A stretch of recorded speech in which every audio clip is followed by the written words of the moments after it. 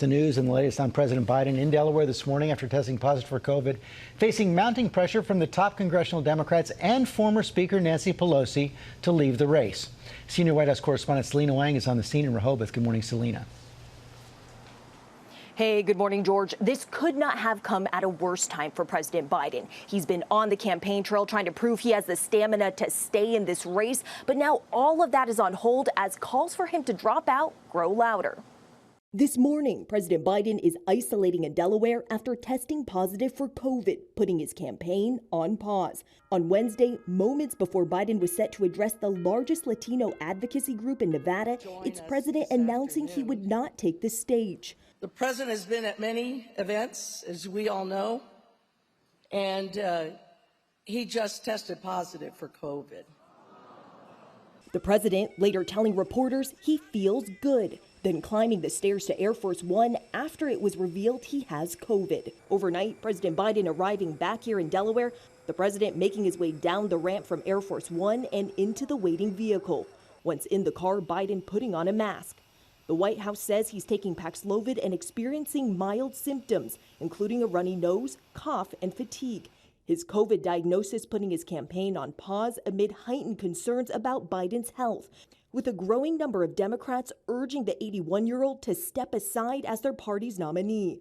Just this week, Biden said he would do so if there was a serious medical reason. If there is some medical condition that emerged, if the doctors came to me and said, you got this problem, that problem. But I made a serious mistake in the whole debate. That's a change from his defiant tone just weeks ago. I mean, if the Lord Almighty came out and said, Joe, get out of the race, I'd get out of the race. The Lord Almighty's not coming down. But support among Democratic leadership is now crumbling. Sources tell ABC News that Biden's longtime ally, former Speaker Nancy Pelosi, told him polling shows he cannot defeat Trump, and he could destroy Democrats' chances of winning the House. ABC News also learning that over the weekend, Senate Majority Leader Chuck Schumer, another close friend of the president's, met with him to voice his colleagues' concerns and make the case that it would be best for him to drop out. And that House Democratic leader Hakeem Jeffries made a similar case to the president directly. In response, the White House says the president told all three leaders he is the party's nominee and he plans to win. But Biden only losing more Democratic lawmaker support. Congressman Adam Schiff of California, a close Pelosi confidant, now publicly saying it is time for Biden to pass the torch and in doing so secure his legacy of leadership by allowing us to defeat Donald Trump. Schiff's lack of faith, a crushing blow for Biden. Mr. President, any response to Adam Schiff? Thank you for asking.